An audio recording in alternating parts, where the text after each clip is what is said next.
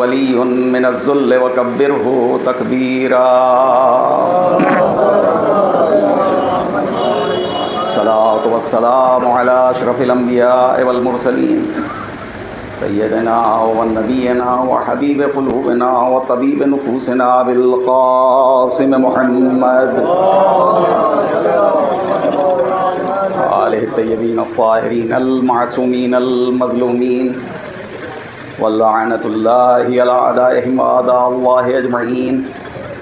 اما بعد فقد قال سبحانہ وتعالی فی کلامہ الحکیم وهو اصدق الصادقین وقولہ الحق.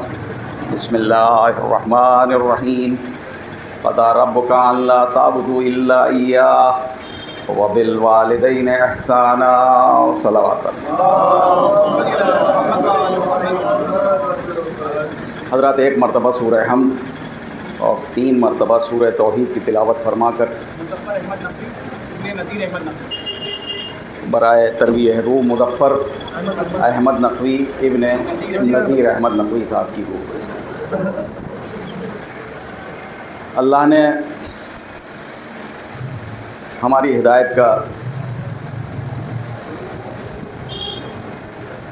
جو اہتمام اور انتظام فرمایا وہ ایک اہرا نہیں ہے، دوہرا نہیں ہے، بلکہ 3 مرحلے ہیں، 3 منزلیں ہیں ہدایت کی. سب سے پہلے اس نے کتابیں نازل کی جن کی تعداد 4 ہے: توریت، انجیل، زبور اور قرآن حکیم. صحیفے نازل کیے: صحف ابراہیم و موسیٰ، جن کی تعداد تقریباً 114 یا 104 ہے. انبیاء علیہم السلام کو اس دنیا میں بھیجا.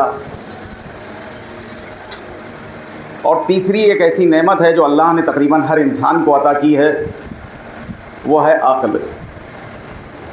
بہترین ہادی ہے ہماری عقل.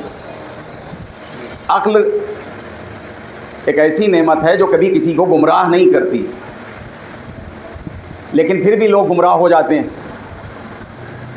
تو اس کا جواب مختصر سا یہ ہے عزیزان گرامی کہ وہ عقل سے کام نہیں لیتے ہیں بلکہ وہ ایموشنز سے کام لیتے ہیں، جذبات سے کام لیتے ہیں. یہ بھی عطا الہی ہے، جذبات بھی، ان کی بھی ضرورت ہے. اللہ نے کوئی چیز بغیر ضرورت کے نہیں دی ہے انسان کو. جتنی بھی چیزیں ہیں، جتنی بھی نعمتیں ہیں، لیکن کہاں پر ضرورت ہے وہاں پہ استعمال کرنے کے لیے ہمیں شریعت کا سہارا لینا ہوگا. جذبات کو کہاں پر ہمیں استعمال کرنا ہے ہم یہ فیصلہ نہیں کر پاتے ہیں. نتیجہ یہ کہ ہم گمراہ ہو جاتے ہیں. عقل ایک ایسی نعمت ہے جو کبھی کسی انسان کو گمراہ نہیں کرتی ہے، ہمیشہ راہ ہدایت دکھاتی ہے. توجہ فرمائیے گا. تو یہ 3 انتظام ہے قدرت کی طرف سے ہماری ہدایت کا. گمراہ کرنے والا سب سے اول میں جو سب سے پہلے آتا ہے وہ ہے شیطان. اور شیطانوں کی بھی قسمیں 2 ہیں. ایک وہ شیطان اگر محسوس کر لیا کہ ہم شیطان کے پھینکے ہوئے جال میں پھنس رہے ہیں تو لا حول ولا قوت الا باللہ پڑھیں وہ بھاگ جائے گا چھوڑ کے. یہ وہی شیطان ہے جو حضرت آدم کے زمانے سے نہیں بلکہ اور پہلے سے موجود، جس کی تخلیق صرف آگ سے ہوئی ہے. توجہ فرمائیے گا. اور دوسرا وہ شیطان ہے جس کے لیے کہا جاتا ہے کہ وہ جناتوں میں سے نہیں ہے بلکہ وہ ہم انسانوں ہی میں سے ہے. اور اس کی پہچان یہ ہے کہ اگر وہ محسوس کریں کہ اس کے پھینکے ہوئے جال میں ہم پھنسے ہوئے ہیں تو صلوات پڑھیے، وہ بھاگ کے چلا جائے گا. ایک صلوات پڑھ دے محمد. یہ شاعری نہیں ہے، یہ روایات میں آیا ہے. یہ 2 شیطان ہیں، ان کے بھگانے، اس شیطان کے بھگانے کا طریقہ یہ ہے کہ صلوات پڑھی جائے کثرت کے ساتھ، اور اس شیطان کے بھگانے کا طریقہ یہ ہے کہ لا حول پڑھا جائے. نعرہ تکبیر، نعرہ رسالت، نعرہ حیدری، نعرہ سادات. تو یہ 13 انتظام ہے عزیزان گرامی. کتابیں بھیجی، انبیاء بھیجے، اور ساتھ ساتھ ہمیں عقل جیسی نعمت سے مالا مال کیا. اب ہمارا فریضہ یہ ہے کہ جو اللہ نے کتابیں نازل کی ان سے بھی استفادہ کیا جائے. انبیاء نے جو راہ دکھائی ہے اس کے اوپر چلتے ہوئے اپنی جو آخری منزل ہے وہاں تک پہنچنا ہے۔ اگر ہماری زندگی کا ایک آغاز ہے تو پھر اسی زندگی کا ایک انجام بھی ہے۔ آغاز ہمارا کیسا ہے اس سے بحث نہیں ہے، لیکن ہاں ہمیں اپنے انجام کے اوپر نظر رکھنا چاہیے، اور اس کے بھی مختلف طریقے بتائے ہیں، مختلف وظائف ہیں کہ جن کے ذریعے سے ہم ہمارا انجام بخیر ہو سکتا ہے۔ انہی میں سے ایک چیز ہے، وہ ہے خدمت والدین، جو اصل موضوع ہے اس مجلس کا۔ اصل موضوع ہے ہمارا خدمت والدین اس مجلس کا۔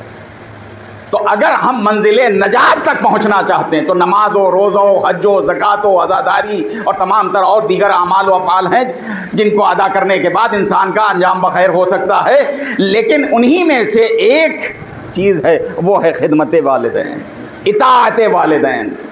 اگر ہم قرآن حکیم کی صرف 2 آیتوں کے اوپر غور کریں تو ہمیں اندازہ ہوگا کہ کتنے اہم ہیں اللہ و رسول اور دین کے نزدیک والدین، یعنی ماں باپ۔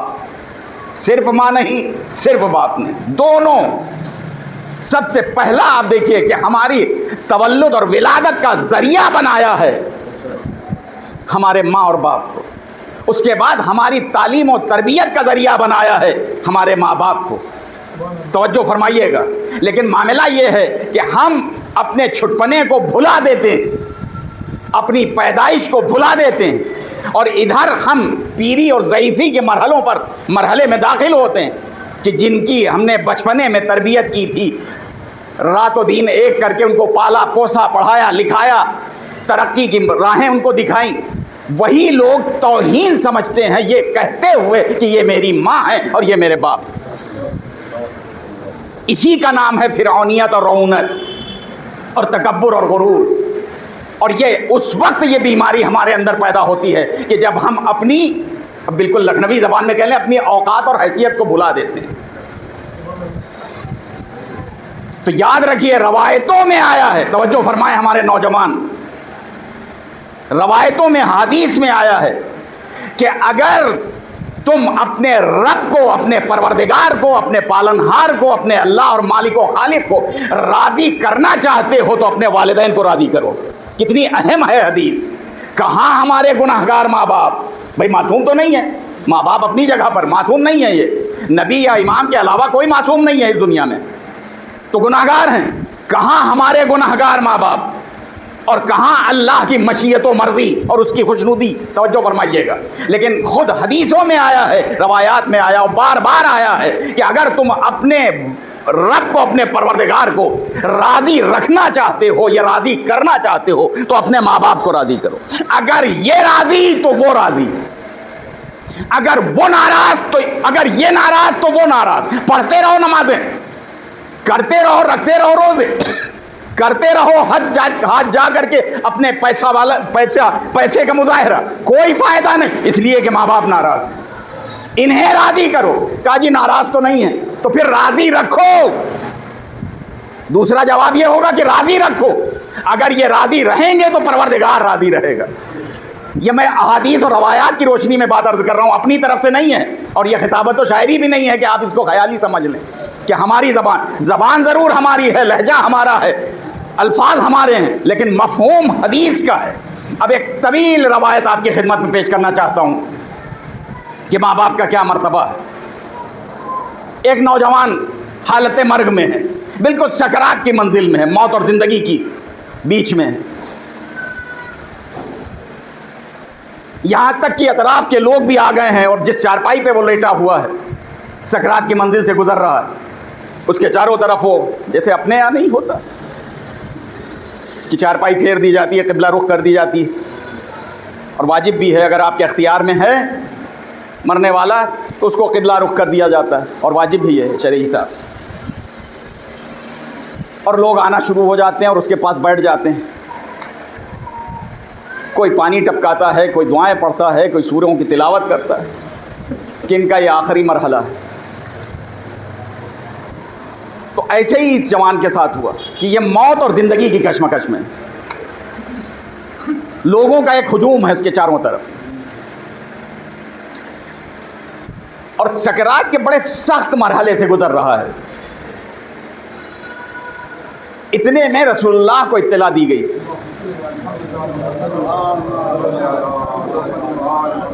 رسول رحمت تشریف لائے اور آ کر کے اس کے سرہانے کھڑے ہوئے.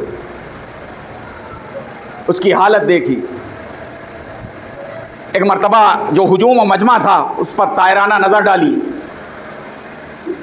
اور آپ نے ارشاد فرمایا کیا اس مجمع میں اس مرنے والے جوان کی ماں بھی موجود ہے؟ تو ایک خاتون سیاہ چادر میں لپٹی ہوئی کھڑی ہوئی تھر تھراتی ہوئی. انہوں نے کہا یا رسول اللہ میں ہوں اس بد نصیب کی ماں. توجہ فرمائیے گا جانے گا.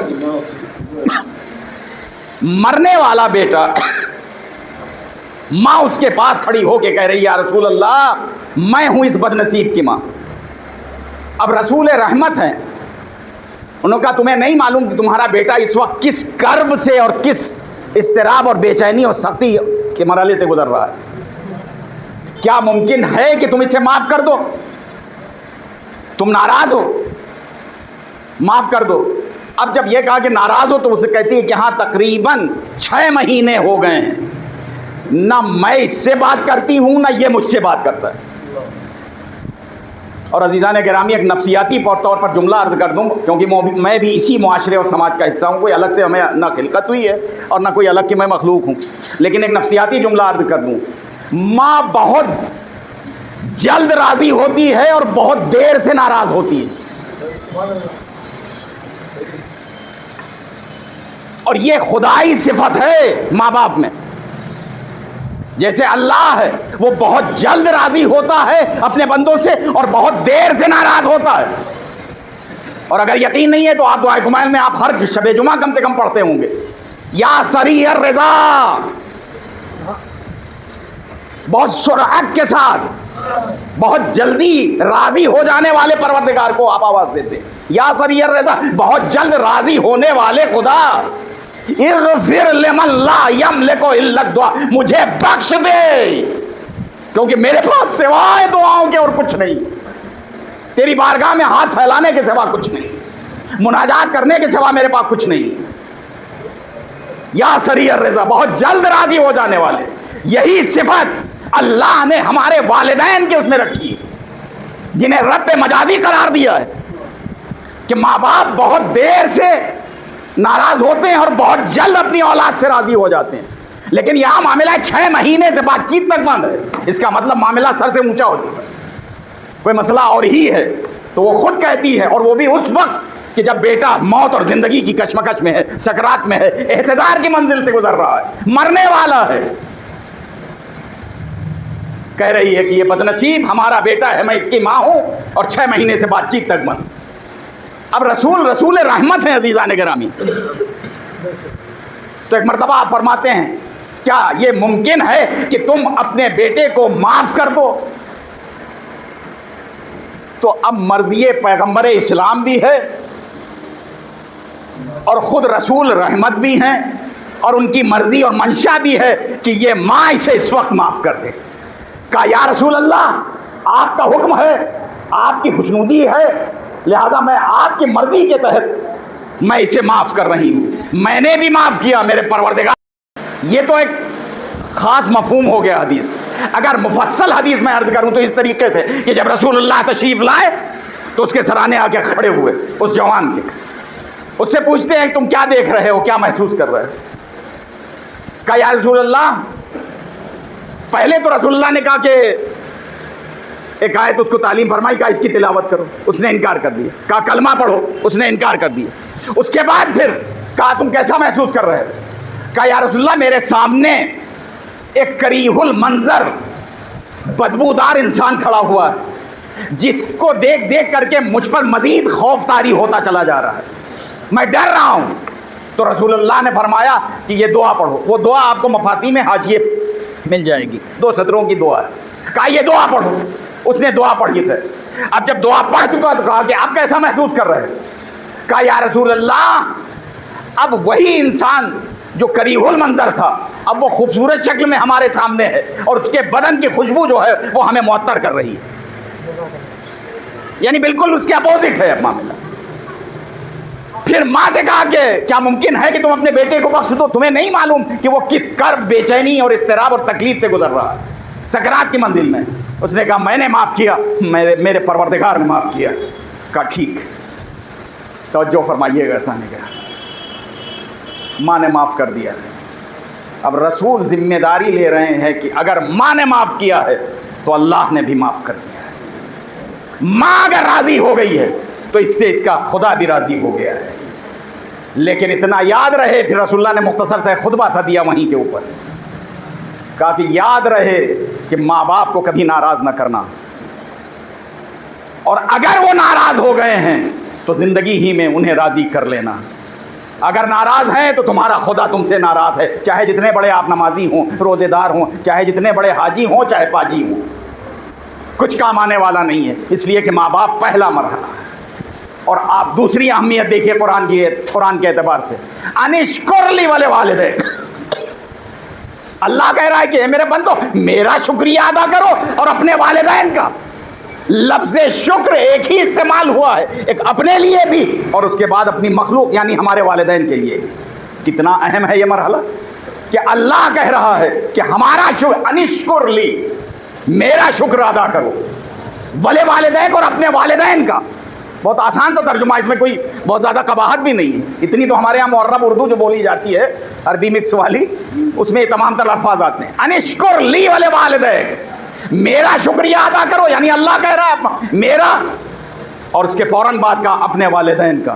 اور لفظ شکر دونوں کے لیے ایک ہی ہے، یہ نہیں ہو سکتا، جبکہ وہ امتیاز کر سکتا تھا، تفریق کر سکتا تھا کہ دیکھو میرا شکر تم اس طرح سے ادا کرو، ہماری عظمت کے تحت، ہماری بزرگی کے تحت، ہماری وحدانیت کے تحت، ہماری قدرت کے تحت سامنے رکھ کر کے، اور اپنے والدین کا ان کے اعتبار سے، ان کی عظمت کے اعتبار سے شکریہ ادا کرو۔ لیکن نہیں، ایک لفظ شکر استعمال کر کے بتایا ہے کہ جیسا شکر ہمارے لیے ہے ویسے ہی شکریہ اپنے والدین کے لیے ہے۔ ایک صلوات پڑھے مرحلہ ہے ہل جزاء الاحسان الا الاحسان۔ مگر اس سے پہلے وہ جس آیت کی شروع میں ہم نے تلاوت کی ہے سرنامے کے طور پر، قضا ربک ان لا تعبدوا الا ایہ وبالوالدین احسانا، کہ سوائے اپنے پروردگار کے کسی اور کی عبادت نہ کرنا، وبالوالدین احسانا، اور اپنے والدین کے ساتھ نیکی سے پیش آنا۔ توجہ کیجیے گا، یہ دو مرحلے ہیں۔ عبادت سوائے اللہ کے اور کسی کی نہ ہو، اس کی مرضی یہی ہے، اس کا حکم یہی ہے، اس کا فیصلہ یہی ہے۔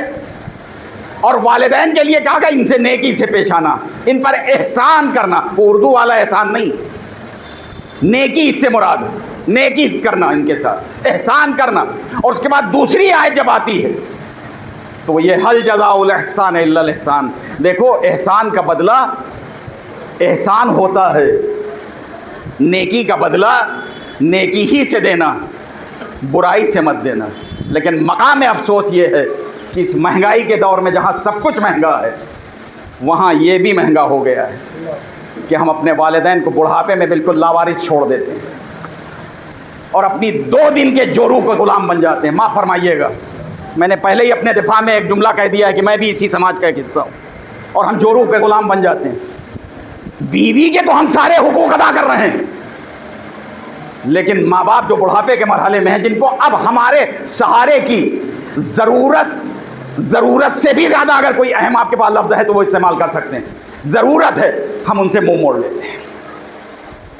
عزیزان گرامی، گزارش یہی ہے، ہم کہیں بھی رہیں، ہماری زندگی میں چاہے جتنی ترقی آ جائے، ان سب کا کریڈٹ ہمارے ماں باپ کو جاتا ہے۔ اب اس سے زیادہ آسان زبان ہم نہیں استعمال کر پائیں گے، ان سب کا۔ اور وہ سب احسانات اور نیکیاں ہم بھلا کر کے جورو کے غلام بن جاتے ہیں۔ بھئی ہمارے بھی بیوی بچے ہیں، اب ہم آپ کا خیال کریں کہ اپنے بیوی بچوں کا خیال کریں۔ اچھا، اگر کل جب آپ اس دنیا میں پہلا قدم رکھا تھا تو وہ کہہ دیتے بھئی ہمارا بھی معاملہ کچھ اور ہے، اب ہم تمہارا خیال کریں، پیدا بھی کیا، اب تمہاری تعلیم کا انتظام کریں، اب ہم تمہاری تربیت کا انتظام کریں، ہم تمہیں اپنی وراثت میں بھی ترکہ دیں، تمہیں حصہ دیں، یہ ہم سے نہیں ہو پائے گا، ہم اس کو ایسے ہی محلے والوں کو دیے دیتے ہیں۔ وہ بھی کہہ سکتے تھے، لیکن نہیں، انہوں نے اپنی نیندوں کو، اپنے آرام و راحت و آرام کو ترک کر کے ہمیں اتنے سے اتنا، اتنے سے اتنا، اتنے سے اتنا کیا ہے۔ آپ اس طرح سے غور کیجئے کہ آپ کی والدہ، یعنی آپ سے مراد میں بھی اس میں شامل ہوں، ہماری ماں، چلیے ہم اپنی طرف اشارہ کر لیتے ہیں، ہماری ماں، ہمارے باپ یعنی ہمارے والدین، یہ بھی تو کسی کے اولاد ہیں، ہے یا نہیں؟ نفسیاتی طور پہ آپ دیکھیے اس کو ذرا سا، وہ بھی تو ہیں۔ ان کے ماں باپ نے ان کی راحت و آرام کے لیے کیا کیا کیا ہوگا؟ توجہ فرمائیے، تمہیں جھولا چاہیے، یہ جھولا لے لو، گہوارہ لے لو، تمہیں ٹھنڈک چاہیے، لو ہم اے سی لگائے دیتے ہیں، کولر لگائے دیتے ہیں، پنکھا لگائے، تمہیں اچھی غذا چاہیے، برانڈیڈ کمپنی کے بنا ہوا دودھ لا کر کے دے دیا، یہ لیجیے بھائی، ڈاکٹر نے یہی دودھ لکھا ہے، نہ گائے کا، نہ بھینس کا، نہ بکرے کا، نہ بکری، کچھ نہیں، یہ چاہیے۔ علاج کی ضرورت ہوئی، علاج کے لیے اپنی بیچارے نوکری چھوڑ کر کے، اپنا آفس چھوڑ کر کے آ رہے ہیں کہ بیٹا بیمار ہو گیا ہے، بیٹی بیمار ہو گئی ہے، لے کے جانا ہے ڈاکٹر کے پاس، تو اپنا راحت و آرام تج کر کے، اس کے بعد ماں کی جو قربانیاں ہیں وہ دیکھیے، اپنا خون دودھ کی شکل میں تمہارے جسم میں منتقل کر رہی ہے مسلسل، اور ایک دو دن نہیں بلکہ پورے 2 برس کوکھ کے اوپر، ایک پیٹ میں، ایک کوکھ میں، گود میں لیے ہوئے ٹہل رہی ہے، اپنا راحت و آرام تج کر کے اپنے بچے کو مکمل راحت و آرام۔ ذرا سا بچے نے جنبش کی، حرکت کی، فوراً بیدار ہو جاتی ہیں اس کی آنکھیں، اور اس کے بعد اپنے بچے کو کلیجے سے لگا کر کے کس انداز سے پیار کرتی ہے، میرا بچہ نہ ڈرے، میرے بچے کو سکون سے نیند آئے، آرام ہو، یعنی جتنا ممکن ہو سکتا ہے وہ سب کرتی ہے۔ اب ہم ذرا سا بڑے ہوئے، وہ ہمارا دماغ فیل ہو گیا، اور شادی اگر ماں باپ نے کر دی تو بالکل ہی فیل ہو گیا، دماغ خراب ہو گیا، بلکہ اب ہم جورو کے پیچھے لگے ہوئے ہیں، ماں باپ کا ہمارے سماج کے اندر کوئی خیال نہیں۔ یہ خود یہ جو ہاسٹل بن رہے ہیں اپنے یہاں بھی آج چکے ہیں، یہاں نہیں آئی ہے یہ بدعت، گجرات وغیرہ میں ہاسٹل بننے لگے ہیں، بڈھے بڈھی بیچارے بیٹھے رہتے ہیں وہاں کے اوپر، ہم تو جاتے رہتے ہیں گجرات، یہ کسی کی ماں ہیں، یہ کسی کے باپ ہیں، وزٹ بھی کرایا گیا ہے، کہنے مولانا یہ سب دیکھیے، تو ہم نے کہا کیا ان کی اولادیں واصل جہنم ہو چکی ہیں، مر چکی ہیں، جو یہ بیچارے یہاں آشرم کے اندر، آشرم نام رکھ رکھا ہے، ودھوا آشرم، پتہ نہیں کیا نام ہے گجراتی میں، یہ آشرم میں رہ رہے ہیں، یا ان کی اولاد ان کے ہاتھ سے نکل گئی؟ کہنے لگے یہی سمجھیے، وہ اپنی جورو کی چمچا گیری میں لگے ہوئے ہیں، غلامی میں لگے ہوئے ہیں، اور ماں باپ کو یہاں چھوڑ گئے، ہم سنبھال رہے ہیں، یہ صورت ہے۔ اچھا اگر یہی کام ماں باپ نے بچپنے میں کیا ہو تو کسی یتیم خانے میں، یہاں تو درجنوں یتیم خانے اور ہاسٹل اور اس طرح کے سب اگر جا کے چھوڑا ہے ہوتے، ہم کو ذرا سا اس طریقے سے سوچنا چاہیے ماں باپ کے مرحلے میں، کیونکہ بڑا محتاط مسئلہ ہے، ہم اہمیت نہیں دیتے ہیں ان مسائل پر، ہمیں دینا چاہیے، بہت حساس مسئلہ ہے ماں باپ کا اور ہمارا، کہ ہماری قربانیاں کتنی ہیں اور ماں باپ کی قربانیاں کتنی ہیں، ان سب چیزوں کے اوپر ہمیں غور کرنا چاہیے، ہر آن ہر لحظہ انہیں کس شے کی ضرورت ہے اور کس وقت ضرورت ہے، اگر وہ شے ہماری قدرت اور اختیار میں ہے تو ہم وہ حاصل کر کے ان تک پہنچائیں، اور اگر ہم نہیں پہنچا سکتے تو گویا کہ پھر یہ سمجھ لیں کہ ہم عملی طور پر آنکھ ہو چکے ہیں۔ شاید ہمارے بچے اور جوان لفظ آنکھ نہ سمجھ سکے، آنکھ کا مطلب یہ کہ انہوں نے اپنی اہلیت سے نکال دیا ہے، خارج کر دیا ہے، یہ میری اولاد نہیں ہے، اور جب اولاد آنکھ ہو جائے نہ تو اسے دنیا میں کچھ ملنے والا ہے اور نہ آخرت میں کچھ ملنے والا ہے، یہ سمیٹ کے عرض کر رہا ہوں میں۔ اگر اولاد کو آنکھ کر دیا ہے ماں باپ نے تو جو چھوڑا ہے ماں باپ نے اس میں سے نہ کچھ ملنے والا ہے اور نہ آخرت ملنے والی ہے، یعنی جنت ملنے والی ہے، تو اب وہ خسرت دنیا والآخرہ کا مصداق ہوگا، وہ اولاد خسرت دنیا والآخرہ، یعنی دنیا میں بھی نقصان اور آخرت میں بھی نقصان۔ ایک صلوات پڑھے محمد و آل محمد پر۔ آپ اندازہ لگائیے کہ کتنے اہم ہیں ماں باپ۔ ایک شخص رسول اللہ کے پاس آیا، آنے کے بعد کہتا ہے یا رسول اللہ مجھے جہاد بالسیف کرنا ہے آپ کی قیادت میں، تو آپ مجھے اجازت دے دیجیے۔ تو رسول اللہ نے فرمایا کہ جاؤ جہاد کرو، ظاہر اس زمانے میں ضرورت بھی تھی، کہا جاؤ جہاد کرو، اگر مر گئے تو اللہ تمہیں نئی زندگی عطا کرے گا اور رزق اپنے پاس سے عطا کرے گا، یعنی شہید کہلاؤ گے، اور اگر بچ کے واپس آ گئے تو گناہوں سے ایسے پاک ہو جاؤ گے جیسے شیرخوار بچہ. اس نے کہا یا رسول اللہ یہ تو ٹھیک ہے لیکن ایک مرحلہ ہے, ایک منزل ہے ہمارے ساتھ. بہرحال وہ بھی کہا کیا ہے؟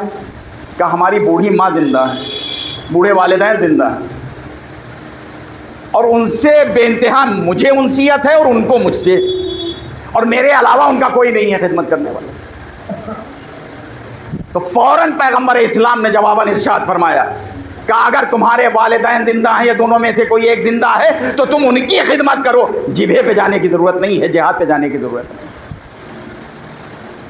تو ماں باپ کی خدمت جہاد بالسیف سے افضل ہے, عظیم تر ہے. انہیں ان کی تمام تر ضروریات کا پورا کرنا ہم پر واجب نہیں بلکہ اوجب ہے.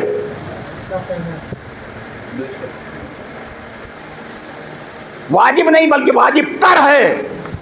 کہیں سے بھی ہمیں اجازت نہیں دی گئی ہے کہ ٹھیک ہے جب تم کچھ کر ہی نہیں سکتے ہو. نہیں, ہم سب کچھ کر سکتے ہیں اپنے والدین کے لیے. اگر انہیں ایک گلاس پانی کی ضرورت ہے اور وہ طلب کر رہے ہیں تو ہم کو چاہیے کہ ان کی آواز پہ لبیک کہیں اور ان کو سیراب کریں. انہیں دوا چاہیے ہے تو دوا دیں. مزید کوئی دوسری خدمت چاہیے ہے تو اس کے لیے ہم ہمیشہ تیار اور آمادہ رہیں. توجہ رہے, کیونکہ انہوں نے کبھی ہیلے اور بہانے سے ہماری تعلیم و تربیت اور ہماری پرورش میں کوئی ہیلا اور بہانہ نہیں سامنے رکھا کہ صاحب ہم خود بیمار ہیں, ہم کیسے اس کی. بیماری کی حالت میں بھی ماں باپ نے ہمیں سینے سے لگائے رکھا, اپنی بیماری کو بیماری نہ سمجھتے ہوئے ہمیں اہمیت دی. اور احسان کا بدلہ صرف احسان ہے, نیکی کا بدلہ قرآن کی نظر میں صرف نیکی ہے. برائی نہیں ہے کہ ایک شخص نے آپ کے ساتھ نیکی کی ہے آپ اس کو جب بھی بدلا دیں تو برائی سے. تو یہ تو ماں باپ ہیں عزیزان کرام, تو جہاد سے بھی افضل ہے. کیا حقوق کچھ دنوں کے بعد مکمل ادا ہو جاتے ہیں؟ کسی بھی طرح کا کوئی حق ہو, کیا اسے ایک دو بار انجام دینے کے بعد حق ادا ہو جاتا ہے؟ ایک چھوٹا سا سوال ہے بچوں سے, نوجوانوں سے. تو اگر آپ مجھ سے یہ سوال کریں گے تو میں کہوں گا حق کبھی ادا ہی نہیں ہوتا. نہ اللہ کا حق ادا ہوتا ہے نہ اللہ کے بندوں کا حق ادا ہوتا ہے. بس مسلسل قربان ہوتے رہیے, مسلسل کوشش جاری رہے, جدوجہد جاری رہے. پیغمبر اسلام سے زیادہ تو کوئی عبادت گزار نہ تھا, یا کوئی ہے کائنات میں؟ نہ صحابہ میں, نہ تابعین میں, نہ تبع تابعین میں. ہم تو پتہ نہیں کس کیٹیگری کوٹے کے ہیں ہم لوگ. پیغمبر سے زیادہ تو نہیں تھا کوئی, لیکن اس کے باوجود پیغمبر آخری مرحلے میں کہتے ہیں پالنے والے, یہ جملہ موجود ہے پیغمبر کا عربی زبان میں جس کا مفہوم میں پیش کر رہا ہوں کہ پالنے والے تیری عبادت کا حق مجھ سے ادا نہ ہوا. یہاں تو کل 17 رکعت ہیں, ان 17 رکعت میں بھی کبھی کبھی سفر میں, حضر میں, پیغمبر امیر المومنین کے لیے بھی یہی جملہ ہے, آخری وقت میں فرماتے ہیں. جبکہ امیر المومنین کے جو القاب ہیں ان میں ایک لقب ہے قائم اللیل. قائم اللیل کا مطلب ہے رات میں قیام کرنے والا, اس کی محبت میں. اور صائم النہار دوسرا لقب ہے, دن میں روزہ رکھنے والا. جاگنے سے مراد, قائم اللیل سے مراد یہ نہیں کسی تراہے چوراہے پہ بیٹھنے والا 2 بجے رات تک, 2:30 بجے رات تک باتیں ہو رہی, آئیں نماز کے وقت جا کر کے سو گئے چادر لپیٹ کے. قائم اللیل کا مطلب امیر المومنین کا یہ لقب ہے. امیر المومنین یعنی علی ابن ابی طالب علیہ السلام, ان کا یہ لقب ہے قائم اللیل, شب بیداری کرنے والا اللہ کی محبت میں, تسبیح و تہلیل و تمجید کرنے والا رات بھر. اور صائم النہار دن میں روزہ رکھنے والا. وہ آخری وقت میں فرماتے ہیں آپ بارگاہ معبود میں عرض کرتے ہیں پالنے والے جو تیری عبادت کا حق تھا وہ مجھ سے ادا نہ ہوا. سراپا عبادت, سراپا دعا, وہ کہہ رہا ہے بارگاہ معبود میں. ہماری عبادتیں کیا 40 برس تک تو پھر بھی کہہ سکتے ہیں اگر کی ہے عبادت تو صحیح, اور اس کے بعد جہاں کے اوپر یہ جو سب چل رہا ہے امراض طرح طرح کی, خدا جانے ناقص عبادت ہے کہ کامل عبادت جو ہم انجام دے رہے ہیں. اور کبھی ہم نے ایک زبان پر بھی یہ جملہ نہ جاری کیا امیر المومنین کی سیرت, رسول اللہ کی سیرت پہ عمل کرتے ہوئے کہ پالنے والے میں نے عبادت تو کی لیکن تیری عبادت کا حق مجھ سے ادا نہ ہو، بلکہ اور اکڑتے ہیں 17 رکعت پڑھ کر کے کہ میں نمازی ہوں۔ یہ یاد رکھیے عزیزان گرامی کہ آپ نمازی ہیں، ہم نمازی ہیں، لیکن اس کی عبادت کا حق نہیں ادا ہوا ہے۔ تو ویسے ہی معاملہ ماں باپ کا ہے، لاکھ ہم ان کی خدمت و اطاعت کریں، ان کی عبادت ان کا حق ادا ہونے والا نہیں۔ ایک شخص آتا ہے، بس یہ آخری مرحلہ ہے عزیزان گرامی، یہ بھی ایک روایت ہے ہمارے یہاں حدیث کی کتابوں میں کہ ایک شخص آیا رسول اللہ کے پاس، آنے کے بعد کہتا ہے یا رسول اللہ میری ماں زندہ ہے، میں نے اپنی ماں کے ساتھ یہ کیا، پانی پلایا، کھانا کھلایا، کپڑے چینج کرائے، نہلایا، دھلایا، بول و براز سے صاف کیا، پاک کیا، یہ کرتا ہوں وہ کرتا ہوں، کیا حق ادا ہو گیا؟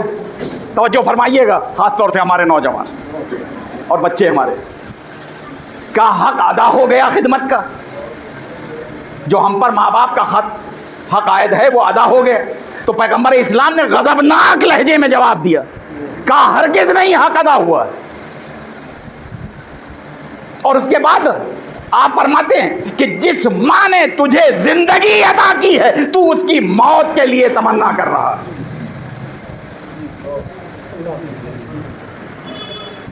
میرے خیال سے باتیں پہنچ گئی ہوں گی نوجوانوں تک، اگر نہیں پہنچی ہیں تو اور سنتے جائیے۔ اپنی طرف سے ابھی تک ہم نے کچھ نہیں عرض کیا، اور نہ کرنے کا حق ہے ہمیں، جو کچھ ہے وہ معصومین یا خدا کا۔ وہ کہتا ہے کہ حق ادا ہو گیا، پیغمبر کہتے ہیں ہرگز نہیں۔ اور پھر آپ ارشاد فرماتے ہیں کہ جس ماں نے یا جس باپ نے تمہیں حیات نو عطا کی ہے، اگر وہ سہارا نہ بنتے تو تم تو ایک گوشت کا لوتھڑا تھے، خدا جانے کتے نوچ ڈالتے یا بلیاں کھا جاتی یا چیل کوے اٹھا لے جاتے تمہیں۔ ان کے سہارا کا یہ صدقہ ہے ان کی قربانیوں کا کہ انہوں نے اپنی آرام و آسائش کو تج کر کے تمہیں پروان چڑھایا ہے، پال پوس کے بڑا کیا ہے، اور ابھی تک وہ سہارا بنے، اور تم ہو کہ ان کی موت کی تمنا رکھتے ہو۔ حق ادا ہو گیا سے رسول اللہ نے پہچانا کہ یہ چاہتا ہے کہ ماں باپ مر جائیں، تب یہ کہا ہے کہ تم ان کی موت کی آرزو رکھتے ہو کہ وہ مر جائیں؟ نہیں، ہرگز حق ادا نہیں ہو۔ اور تم اگر ساری زندگی قربانیوں پہ قربانیاں دیتے رہو تب بھی ماں باپ کا حق ادا ہونے والا ہے، ماں باپ کا حق ادا ہونے والا ہے۔ جہاد سے افضل ہے، جہاد بالسیف سے۔ پہلی روایت میں نے عرض کی، سکرات کی منزل سے اگر سختیوں سے نجات حاصل کرنا ہے تو ماں باپ کی خدمت ہے، اس کے بعد یہ تیسرا مرحلہ ہے۔ اور اگر حق ادا نہ ہوا اور ہم اسی حال میں مر گئے تو خدا جانے ہمارا قبر میں کیا حشر ہوگا۔ اور آج ہی میں نے ایک حدیث صبح دیکھی ایک کتاب میں، امام صادق علیہ السلام ارشاد فرماتے ہیں کہ تم آسان ترین موت کی احتیاج ہے، تمہیں تلاش ہے آسان ترین موت، کیونکہ موت بڑا سخت مرحلہ ہے۔ تو آپ فرماتے ہیں اگر آسان ترین موت چاہتے ہو تو دنیا میں ایک ذریعہ اور وسیلہ ہے، اور وہ ہے بوڑھے ماں باپ، ان کی خدمت کرو، تو تم پر بھی موت انتہائی آرام دہ اور آسان ہو جائے گی ان کی خدمت کے صدقے میں۔ یہ صادق آل محمد نے ارشاد فرمایا۔ اور دیکھو اپنے ماں باپ کی خدمت کرنا تاکہ تمہاری اولاد تمہاری خدمت کرے، اور اگر تم نے ایسا نہ کیا تو یاد رکھو تمہاری اولاد بھی پیٹ پھیر لے گی، منہ پھیر لے گی، یہی کہہ کے منہ پھیرے گی کہ آپ نے اپنے ماں باپ کا کون سا خیال رکھا، جو مجھ سے کہہ رہے ہیں کہ میرے لیے دوا لا دو، پانی پلا دو، کھانا کھلا دو، یہ کر دو وہ کر دو۔ آپ نے تو اپنے ماں باپ کو لاوارث چھوڑ دیا تھا۔ تو میں اپنے بچوں سے، اپنے نوجوانوں سے عرض کروں گا کہ ہم ہیں ایک دیندار گھرانے سے تعلق رکھنے والے، ہمارا مذہب ہے اسلام، تو جو کچھ اسلام کہہ رہا ہے حتی المقدور ہم کوشش کریں کہ وہ اس کے مطابق، تاکہ ہمارا آغاز بھی بخیر رہے اور انجام بھی ہمارا بخیر ہو جائے۔ آخری مرحلہ ہے بس عزیزان، معاف فرمائیے گا، کچھ ایسا موضوع ہے کہ دل چاہتا ہے بس بولتے ہی رہو، پڑھتے ہی رہو، لیکن پھر بھی بس آخری ایک روایت کہ دیکھیے کہ ماں باپ کتنے اہم ہیں، کس قدر انہیں نے قربانیاں دی ہیں، اور اس کا بدلے میں اسلام انہیں کیا دے رہا ہے، اللہ اور رسول کیا دے رہے ہیں، اور ان کی اللہ اور رسول کی مرضی اور منشا کیا ہے۔ اور اس کا اثر آخر میں کتنا پڑتا ہے. ایک نصرانی نوجوان،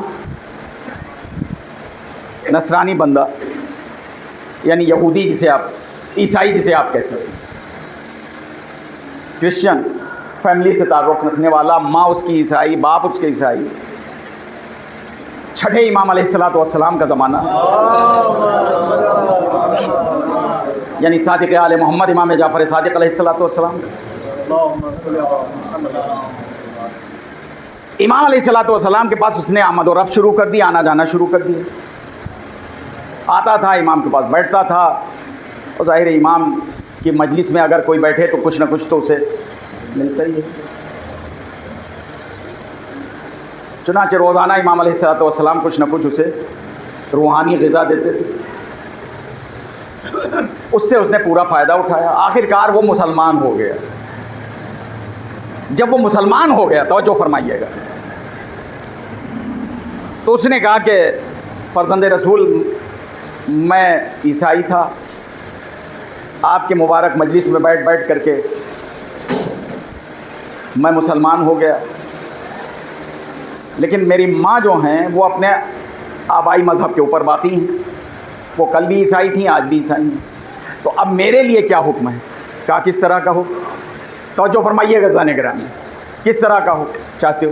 کہا نہیں، میرے لیے کیا حکم ہے، میں جس طریقے سے ان کی خدمت کر رہا تھا ویسے ہی کروں، یا بحیثیت مسلمان کے اپنی عیسائی ماں کو لاواری چھوڑ دوں؟ کہ وہ عیسائی ہم سے کیا مطلب، ہم نے دین حق کو تسلیم کیا ہے، ہم اپنی جگہ پر. اب آپ دیکھیے امام علیہ السلام کی منشا کیا ہے اور جواب کیا دیتے ہیں. کہا کہ اور اضافہ کر دو خدمت میں. کہا جتنی تم اب تک خدمت کر رہے تھے اس سے کہیں زیادہ خدمت کرو.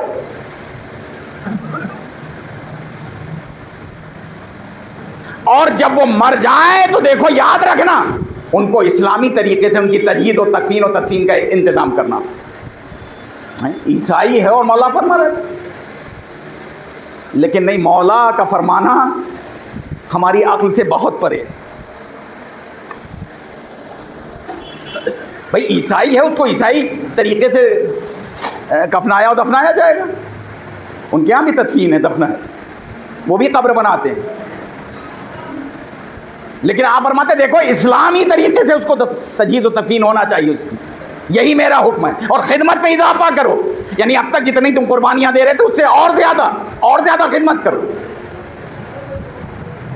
آ گیا وہ اپنے گھر. اب چونکہ منشاء امام یہ ہے، مرضی امام یہ ہے، حکم امام یہ ہے کہ دیکھو خدمت اور زیادہ کرنا، لہذا سب کچھ وہ بلا کر کے مزید اس نے خدمت کرنا شروع کر دی. اب نوالے بھی بنا کے دے رہا ہے اپنے بوڑھی ماں. ابھی تک یہ تھا کھانا سامنے رکھ دیتا، اب یہ بھی زحمت نہ ہو ہماری ماں کو کہ وہ نوالے توڑے اپنے تھرتھراتے ہوئے ہاتھوں سے. نوالے بھی، نہلانا دھلانا، کپڑے پہنانا، یہ کرنا وہ کرنا، جتنی ضرورتیں ہیں وہ سب پوری کرنا. تو ایک مرتبہ اپنے بیٹے کی قربانیوں کو دیکھ کر کے وہ بوڑھی ماں کہتی ہے، میرے بچے، میں نے دیکھا ہے کہ محسوس کیا ہے کہ تم جب سے مسلمان ہوئے ہو کچھ زیادہ ہی خدمت کر رہے ہو میری. تو تم جن کی موجودگی میں اور جن کی مجلس میں بیٹھ بیٹھ کر کے مسلمان ہوئے، کیا وہ نبیوں میں سے ہیں؟ جن کی بارگاہ میں بیٹھ کر کے تم نے اسلام مذہب کو قبول کیا ہے، دین اسلام کو قبول کیا، کیا وہ نبیوں میں سے ہیں؟ نہیں غور کر رہے ہیں آپ. نبیوں میں سے ہیں. تو ایک مرتبہ وہ کہتا ہے کہ نہیں مادر گرامی، وہ نبیوں میں سے نہیں ہیں بلکہ وہ نبی زادے ہیں، اولاد نبی ہیں، آل نبی ہیں. کہا نہیں بیٹا، جس طریقے سے تمہاری تربیت ہوئی ہے وہ صرف اور صرف نبی ہی کر سکتا ہے، کوئی اور نہیں کر سکتا، نبی ہی کر سکتا ہے. کہا نہیں، وہ نبی نہیں ہیں بلکہ نبی زادے ہیں، اس کے چھٹے جانشین ہیں نبی کے. کہا کیا یہ ممکن ہے کہ تم ان کے پاس مجھے لے چلو؟ کہا آپ ضعیفی اور پیری کے مرحلے میں ہیں، آپ کو بڑی زحمت ہوگی. کہا نہیں میں جاننا چاہتی. بہرحال جیسے تیسے ان کو پہنچایا چھٹے امام کی بارگاہ میں بیٹے نے.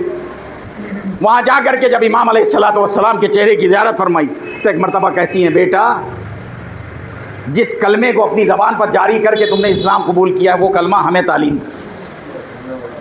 میں بھی مسلمان ہونا چاہتی ہوں.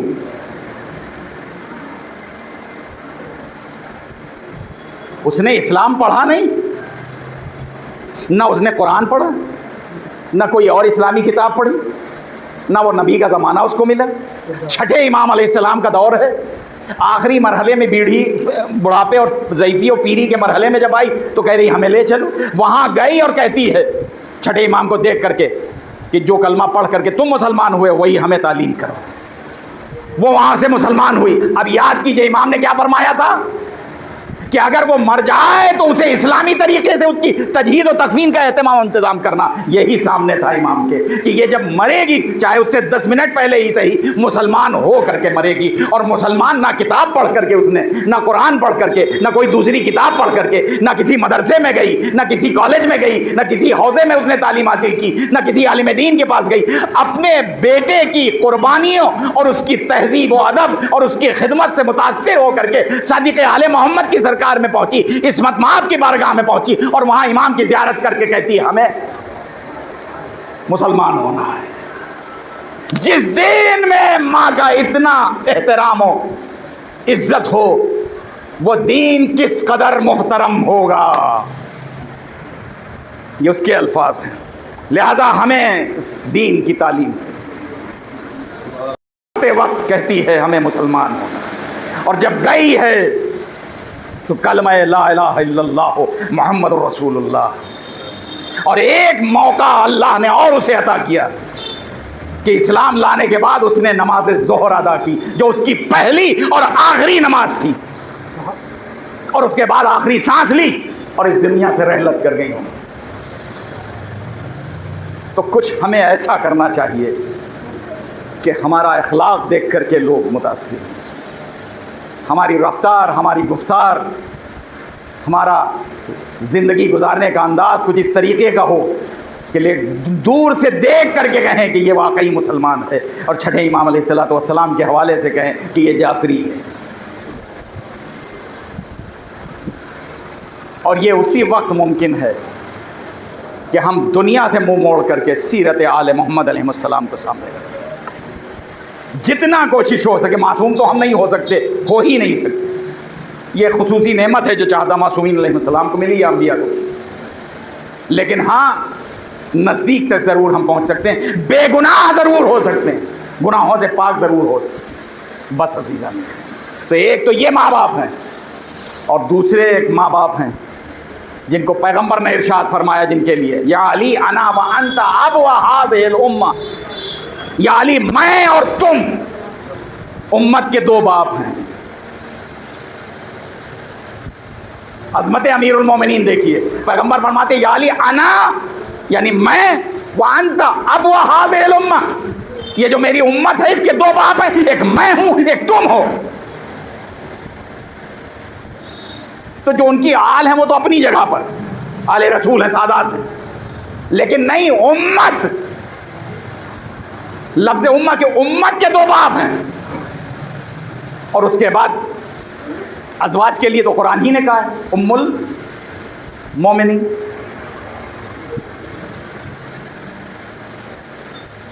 اور اس کے بعد پھر فاطمہ بنت رسول اللہ, رسول کی بیٹی, وہ بھی ہماری ماں. ایک بات اور یاد آ گئی, عرض کر دوں, پڑھے لکھے حضرات تشریف فرمائے. پیغمبر نے کیا فرمایا, یا علی انا وانت اب هذه الامہ, اے علی میں اور تم امت کے دو باپ ہیں. تو جس رسول نے یہ بات کہی ہے وہی رسول جناب فاطمہ بنت اسد کے لیے کہہ رہا ہے کہ یہ میری ماں ہے, یہ میری ماں ہے. یعنی امت کے دو باپ, اور امت کے جو یہ دو باپ ہیں ان کی ماں کا نام ہے فاطمہ بنت اسد. اور تھوڑا سا ایک زینہ اور آگے بلند ہو جائیے گا تو ایک مرحلہ اور ملے گا. اپنی بیٹی کے لیے آپ فرماتے ہیں فاطمہ تو ام ابیہا, فاطمہ اپنے باپ کی ماں ہے. فاطمہ اپنے باپ کی ماں یعنی میری ماں ہے. یا رسول اللہ یہ تو آپ کی بیٹی ہیں. کہاں خلقت کے اعتبار سے بیٹی ہے لیکن قربانیوں اور مامتا کے اعتبار سے یہ میری ماں ہے. ایک صلوات پڑھ دیں محمد و آل محمد. بس مصائب کے مرحلے ہیں اس لیے 2 جملے اور. اب یہ ماں کیوں کہا اور کس سن میں کہا ہے؟ یعنی فاطمہ زہرا کس سن یعنی کس عمر کی کس پڑاؤ یا کس زینے پر تھی؟ کل زندگی آپ کی کیا ہے؟ 18 سال. بس اس سے زیادہ تو نہیں ہے. یہ حدیث جب آپ نے ارشاد فرمائی ہے تو اس وقت تمام تر راویوں نے یہ لکھا ہے کہ فاطمہ زہرا 9 مرحلے میں تھی یعنی 9 برس کی تھی. 9 برس کی بچی کے کھیلنے کے دن ہوتے ہیں. ہمارے آپ کے اب تو خیر گھروں میں آنگن نہیں ہے, صحن نہیں ہے, گھر بھی سکڑ گئے ہیں جہاں ہر چیزیں سکڑ گئی ہیں. اور ان 9 برس کے بچے اور بچیاں اپنے گھر کے آنگن میں کھیلا کرتی. اب تو سڑکوں پہ کھیلتے ہیں. کیا کیا جائے, گھر سکڑ گئے, روڈ پہ بچے آ گئے, یہ صورت حال. لیکن جناب فاطمہ زہرا کے لیے 9 برس کے سن میں رسول اللہ فرماتے ہیں, روایات میں ہے کہ رسول اللہ جب گھر سے نکلتے تھے تبلیغ اسلام کے خاطر تو بالکل صحیح سلامت, جب واپس آتے تھے تو لہو لہان ہوتے ہیں. کبھی پیشانی پہ زخم ہے, کبھی کوہنی زخمی ہے, کبھی آپ کے پہاڑ مبارکہ زخم ہے. کیوں؟ ان کے راہ میں کبھی کانٹے بچھائے جاتے تھے, کبھی اوجھڑی پھینکی جاتی تھی اونٹ کی, اور کبھی لوگ دیوانہ سمجھ کے پتھر مارتے تھے. تو جب آپ لہو لہان ہو کر کے واپس آتے تو بی بی فاطمہ وہ کام کرتی جو ایک ماں کا کام ہوتا ہے. بیٹے کے اگر انگلی میں کانٹا چبھ جاتا ہے تو سب سے پہلے بیٹے کو سہارا, اولاد کو سہارا کون دیتا ہے؟ ماں. لا بیٹا میں نکال دوں. کچھ نہیں سمجھ میں آتا, وہ بیچاری اپنے منہ میں اس کی انگلی رکھ لیتی کہ آرام مل جائے میرے بچے کو, میرے لال کو. تو والدہ کا تو انتقال رحلت ہو چکی تھی رسول اللہ کی. جناب فاطمہ زہرا 9 برس کی, خلقت کے اعتبار سے باپ بیٹی کا رشتہ ہے. لیکن روایت میں ہے کہ جب آپ لہو لہان ہو کر کے زخمی ہو کر کے پیغمبر بیت الشرف کی طرف آتے تھے تو بی بی اپنے ہاتھ سے زخموں کو صاف کرتی. 9 برس کی بچی رسول کی اپنے ہاتھوں سے زخموں کو صاف کرتی تھی اور مرہم پٹی کرتی. بعض اوقات تو اس قدر خون ہوتا تھا کہ باقاعدہ نہلاتی تھی, یعنی تاکہ خون صاف ہو جائے. اس موقع کے اوپر پیغمبر نے کہا تھا فاطمہ تو ام ابیہا, فاطمہ اپنے بابا کی ماں ہے. ہمیں غور کرنا چاہیے. ایک بیٹی ہے جو یہاں اپنے بابا کے زخموں کو صاف کر رہی ہے, لیکن ایک بیٹی ہمیں کربلا میں نظر آ رہی ہے جسے ہم سکینہ کہیں. اگر وہ اپنے بابا کے جنازے سے لپٹ کے رونا چاہتی ہے تو شمر کے تازیانے پڑھتی ہیں. بس چند جملے مصائب کے. خدا مغفرت فرمائے جن مرحوم کے ایصال ثواب کے مجلس, اللہ ان کی روح اور ان کے قبر پر رحمتیں نازل کرے. ان کے ورثاء اور پسماندگان اور ان کے سوگوار احباب کو صبر جمیل عنایت فرمائے. درجات بلند سے بلند تر ہوں. صرف عالی نہیں پالنے والے مرحوم کے درجات متعالی بھی ہوں. جوار امام حسین اللہ عطا کرے انہیں. عزیزان گرامی, جوار حسین اگر مل جائے مرنے والے کو تو یہ سمجھ لیجئے اس سے بڑا کوئی جوار نہیں ہے, کوئی علاقہ نہیں. جوار امام حسین, جوار رحمت, وہی درجہ حاصل ہوگا جو شہداء کربلا کو حاصل. دعا کیا کیجئے مرحومین کے لیے تاکہ ہمارے مرنے کے بعد دوسرے زندہ افراد ہماری بخشش کے لیے طلبگار ہوں بارگاہ معبود. تو ایک بیٹی وہ ہے جو رسول کی خدمت کر رہی, اور دوسری بیٹی جناب سکینہ ہیں جو نواسہ رسول کی. رونا چاہتی ہیں, رونے نہیں دیا جاتا. شمر کا تازیانہ پڑتا ہے. حالت یہ ہے امام حسین علیہ السلام کہ سر و تن میں جدائی ہو چکی ہے، سر نیزہ طویل کے اوپر بلند ہے، اور سکینہ جسے ہم شام غریبہ کے نام سے جس شب کو یاد کرتے ہیں، اپنے بابا کے جسم زخمی سے لپٹی ہوئی بیان کر رہی، بابا خیموں میں آگ لگا دی گئی، بابا عید کے دن جو آپ نے مجھے بالیاں عطا کی تھی وہ چھین لی گئی، ہمارے کان بھی زخمی ہیں، اور اتنے تازیانے مارے گئے ہیں کہ ہماری پشت بھی زخمی۔ بابا وقت رخصت ہم نے آپ سے کیا عرض کیا تھا، بابا مجھے میرے جد کے روضے پہ پہنچا دی، لیکن ہائے میرا مظلوم و مجبور بابا۔ اجرکم علی اللہ، خدا آپ کو کوئی غم نہ دے۔ عزادارو، زخموں کی تعداد کے بارے میں میر انیس صلی اللہ مقامہ ارشاد فرماتے ہیں کہ 1900 ہے زخم تنے چاک چاک پر، زینب نکل حسین تڑپتا ہے خاک پر۔ ایک قیامت سی کربلا میں برپا تھی اور منادی ندا دے رہا تھا، قتل الحسین بکربلا، ذبح الحسین بکربلا۔ ارے تم کہاں ہو؟ حسین قتل ہو گئے، حسین ذبح کر ڈالے گئے۔ ادھر یہ آواز جب سید الساجدین کے گوش گزار ہوئی تو ایک مرتبہ بیمار کربلا ثانیہ زہرا کو آواز دیتے ہوئے کہتے ہیں، اے پھوپھی اماں، قیامت برپا ہو گئی، ذرا ہمارے سامنے سے خیمے کا پردہ ہٹائیے۔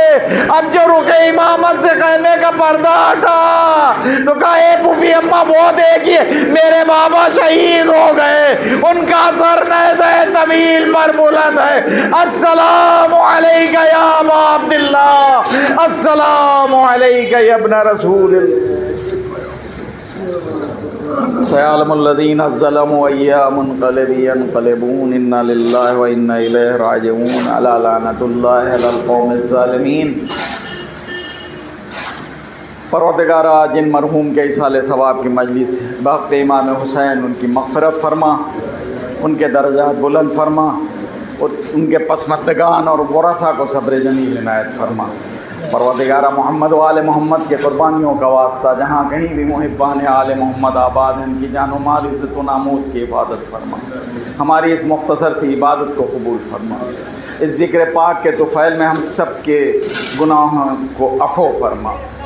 پروردگارہ، تمام تر مرحومین کے درجات بلند سے بلند تر فرما۔ پروردگارہ، محمد و آل محمد کے قربانیوں کا واسطہ علماء اعلیٰ مراجع کرام کی حفاظت و نصرت فرما، بالخصوص رہبر عظیم الشان آیت اللہ خامنائی و مرجع علی قدر آیت اللہ سیستانی کی حفاظت فرما، ان کی نصرت اور ان کی مدد فرما، تمام تر مقامات مقدسہ کی حفاظت فرما۔ اس سرزمین پر جہاں کہیں بھی ہمارے روضے، امام باڑے، مسجدیں، قرآن حکیم، مدارس اور ہماری جو مذہبی اور غیر مذہبی پراپرٹی ہے اس کی حفاظت فرما۔ پروردگارہ، ہمیں توفیق و طاقت عطا کر دے کہ ہم اپنی مذہبی اور غیر مذہبی پراپرٹیز کی حفاظت کر سکیں۔ پروردگارہ، محمد و آل محمد علیہ السلام کا واسطہ،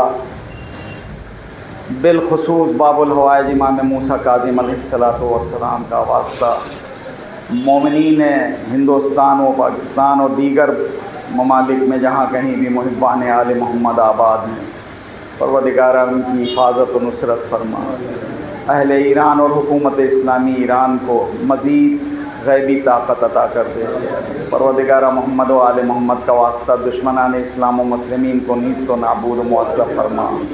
پروردگارہ، محمد و آل محمد علیہ السلام کا واسطہ ہم میں جو مریض ہیں انہیں صحت عاجلہ کاملہ عنایت فرما۔ پروردگارہ، محمد و آل محمد کے قربانیوں کا واسطہ امام زمانہ کے ظہور میں تعجیل فرما، اور ہم سب کو ان کے شکر اعوان و انصار میں شمار فرما۔ ربنا تقبل منا انک انت السمیع العلیم، وصلی اللہ علی سیدنا محمد وآلہ الطاہرین۔ حضرات، ایک مرتبہ سورہ حمد اور 3 مرتبہ سورہ توحید کی تلاوت فرما کر کے جن مرحوم کے ایصال ثواب کی مجلس مظفر احمد نقوی، جناب مظفر احمد نقوی صاحب ابن نذیر احمد صاحب کی روح کو ایصال فرما۔ مظفر احمد نقوی ابن نذیر احمد نقوی صاحب.